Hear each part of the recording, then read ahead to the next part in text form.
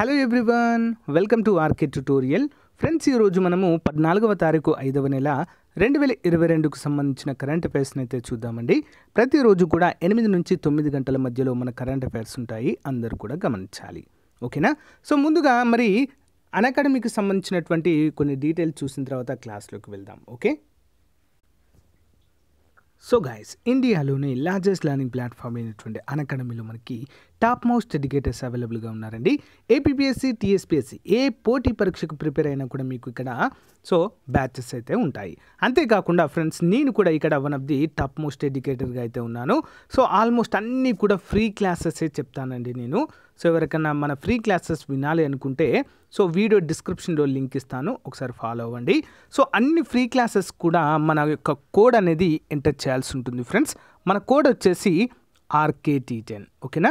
RKT10 అనేటువంటి code use చేస్తే మీకు అన్నీ కూడా యాక్టివేట్ అవుతాయి. అంతేకాకుండా ఎవరైనా సబ్స్క్రిప్షన్ తీసుకోవాలనుకుంటే కూడా మీకు 10% డిస్కౌంట్ కూడా రావడం జరుగుతుంది.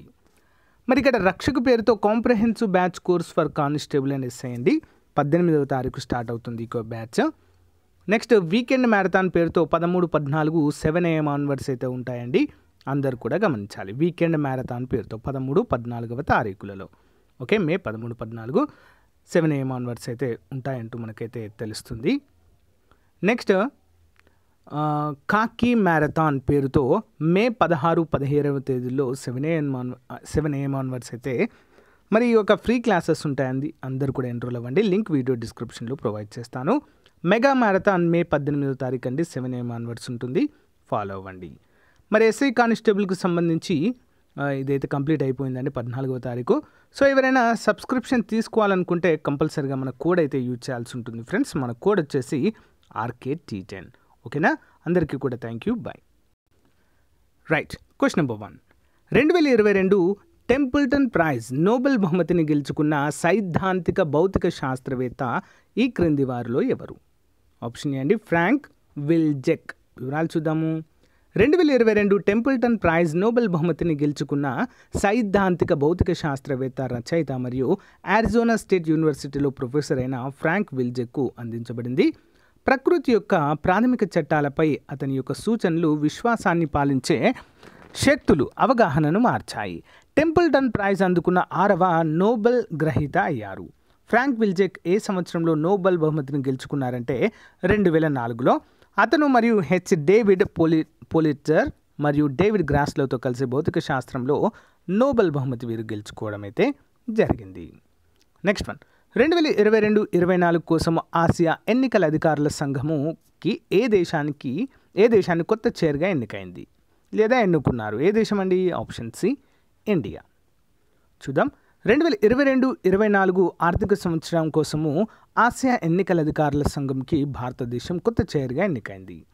AAEA చైర్గా భారతదేశం ఎప్పుడు ఎన్నికైందంటే మే 7, 2022 ఫిలిప్పీన్స్లోని మనీలాలో జరిగిన ఎగ్జిక్యూటివ్ బోర్డు మరియు జనరల్ అసెంబ్లీ సమావేశంలో భారతదేశము AAEA చైర్గా ఎన్నిక కావడం అయితే మనము చూడవచ్చు.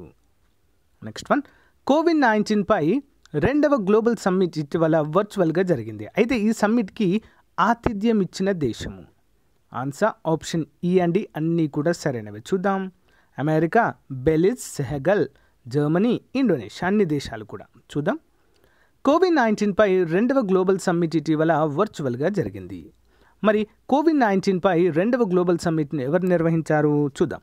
ఈ సమ్మిట్కు United States, Belize, Germany, Indonesia మరియు సెనెగల్ సహా ఆతిథ్యము ఇచ్చాయి. కోవిడ్-19 పై 2వ గ్లోబల్ సమ్మిట్ యొక్క లక్ష్యాలు ఏమిటి అంటే ప్రపంచ వ్యాక్సిన్ కవరేజీని పెంచే ప్రయత్నాలను వేగవంతం చేయడానికి, పరీక్షలు మరియు చికిత్సలకు ప్రాధాన్యతను మెరుగుపరచడానికి, ఆరోగ్య కార్యకర్తల రక్షణ కోసము, భవిష్యత్తు కోసము, సంక్షోభాల కోసం ఆరోగ్య భద్రతను నిర్ధారించడానికి. మరి 2వ గ్లోబల్ కోవిడ్ సమ్మిట్ యొక్క థీమ్ ఏంటి? మహమ్మారి అలసటను నివారించడం మరియు సంసిద్ధతకు ప్రాధాన్యత ఇవ్వడం అనేటువంటి థీమ్తో ప్రారంభించారు. Next one. 2022-23 సంవత్సరానికి కాన్ఫెడరేషన్ ఆఫ్ ఇండియన్ ఇండస్ట్రీ అధ్యక్షుడిగా బాధ్యతలు స్వీకరించిన వ్యక్తి క్రింది వారిలో ఎవరు? Option A, Sanjeev Bajaj. చూద్దాం. Bajaj Finserv limited chairman Sanjeev Bajaj Tata steel CEO T V Narendran స్థానంలో 2022-23 సంవత్సరానికి Confederation of Indian Industry CII అధ్యక్షుడిగా బాధ్యతలు చేపట్టారు.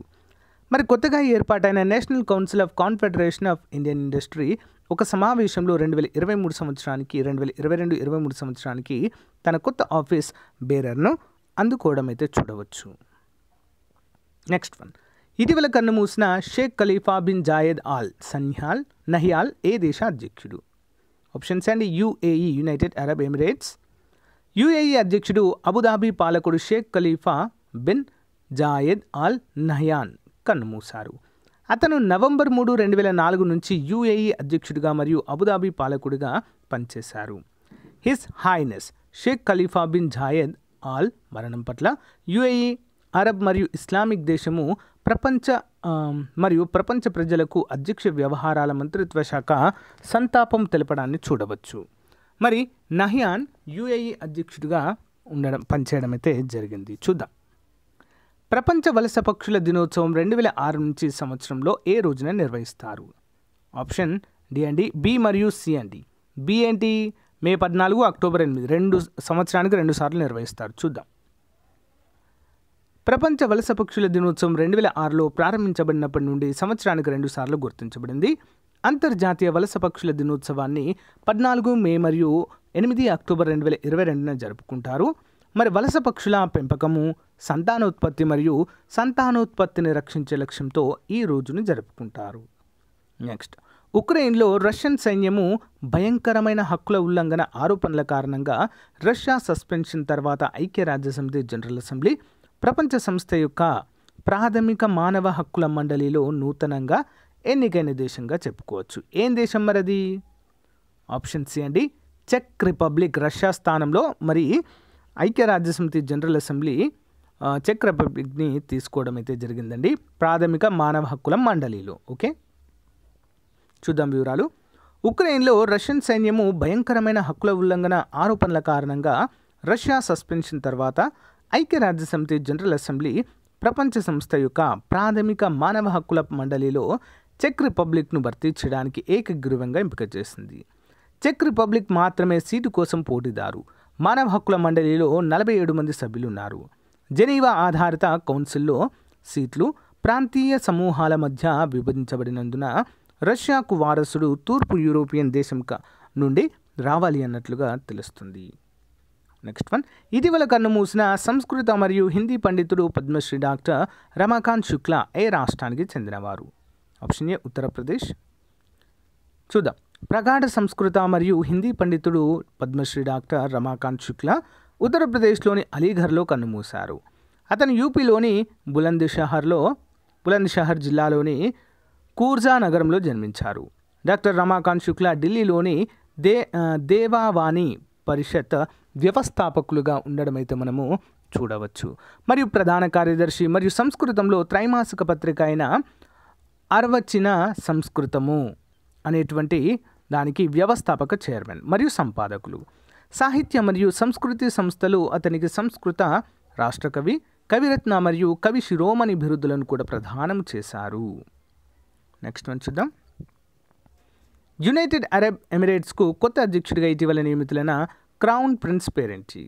Option B Sheikh Mohammed bin Zayed Al Nahyan. Important.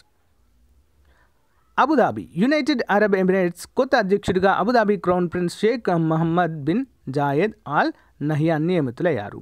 ఈ విషయాన్ని శనివారం అక్కడి మీడియా అధికారికంగా ప్రకటించింది. మరి అనారోగ్య సమస్యలతో UAE అధ్యక్షుడు అబుదాబి పాలకుడు షేక్ ఖలీఫా శుక్రవారం కన్నుమూసిన సంగతి తెలిసిందే. ఈ నేపథ్యంలో ఆయన సోదరుడు షేక్ మహమ్మద్ బిన్ జాయద్ను ఇప్పుడు అధికారిక UAE అధ్యక్షుడిగా ప్రకటించారు. నెక్స్ట్ వన్, బీజేపీ ముఖ్యమంత్రి బిప్లవ్ దేవ్ ఇటీవల తన రాజీనామా ప్రకటించడం జరిగింది. అయితే వీరు ఏ రాష్ట్రానికి ముఖ్యమంత్రిగా పనిచేశారు? ఆప్షన్ డి అండి. త్రిపురకి. ఈశాన్య రాష్ట్రమైన త్రిపురలో అనూహ్య పరిణామం నెలకొంది. బీజేపీ ముఖ్యమంత్రి బిప్లవ్ దేవ్ శనివారం పదవికి రాజీనామా చేశారు. మరి బీజేపీ హైకమాండ్ ఆదేశాలతో బిప్లవ్ దేవ్ రాజీనామా చేశారు. మరి ఈరోజు మధ్యాహ్నము బిప్లవ్ దేవ్ గవర్నర్ సత్యధియో నారాయణన్ ఆర్యాను కలిసి తన రాజీనామా లేఖను అందజేశారు. కాగా బిప్లవ్ దేవ్ శుక్రవారం కేంద్ర హోంశాఖ మంత్రి అమిత్ షాను కలిసిన తర్వాత రోజే నేడు రాజీనామా చేయడం విశేషము. Additional questions. భారతీయ రైల్వే ఇటీవల తన ఏ డివిజన్లో మొదటి గతిశక్తి మల్టీ మోడల్ కార్గో టెర్మినల్ని ప్రారంభించింది? Option C Asansol. SIPRI SIPRI యొక్క కొత్త నివేదిక ప్రకారం 2017 నుండి 2021లో అతిపెద్ద ఆయుధ దిగుమతిదారు పరంగా భారతదేశం యొక్క ర్యాంక్. ఆప్షన్ ఏ మొదటిది. Okay. Role of labour in India's development అనే పుస్తకంలో భారతదేశ అభివృద్ధి ప్రయాణంలో కార్మికుల సహకారంపై 12 కథనాలు ఉన్నాయి. మరి పుస్తకం డాష్ ద్వారా సంకలనం చేయబడింది? ఆప్షన్ డి అండి V V Giri national labour institute. Air India కొత్త చైర్మన్గా ఎవరు నియమితులయ్యారు? Option B N Chandrasekaran. అంతర్జాతీయ గణిత దినోత్సవం డాష్ రోజున నిర్వహించబడుతుంది? ఆప్షన్ సి మార్చి 14. జర్మన్ ఓపెన్ 2022 పురుషుల సింగిల్స్ బ్యాడ్మింటన్ ఫైనల్లో లక్ష్య సెన్ ఏ ఆటగాడితో ఓడి రజత పథకంతో సరిపెట్టుకున్నాడు? ఆప్షన్ డి అండి కున్లా ఉచ్ విటెడ్సర్న్. సిప్రి నివేదిక ప్రకారం 2017 నుంచి 2021లో ఏ దేశం అతిపెద్ద ఆయుధ ఎగుమతిదారుగా ఉన్నారు అంటే యునైటెడ్ స్టేట్స్ ఆఫ్ అమెరికా. ప్రపంచ రోటరాక్ట్ దినోత్సవాన్ని ప్రతి సంవత్సరం ఏ రోజున నిర్వహిస్తారు? ఆప్షన్ డి మార్చి 13. 2022 బాఫ్టా అవార్డులో ఉత్తమ చిత్ర అవార్డును ఏ చిత్రం కైవసం చేసుకుంది అంటే ఆప్షన్ బి కుక్క యొక్క శక్తి. రజిత్ రథ్ APPSCకి కొత్త చైర్మన్ మరియు మేనేజింగ్ డైరెక్టర్గా నియమితులయ్యారు? Option C oil India limited. Daily GK question series.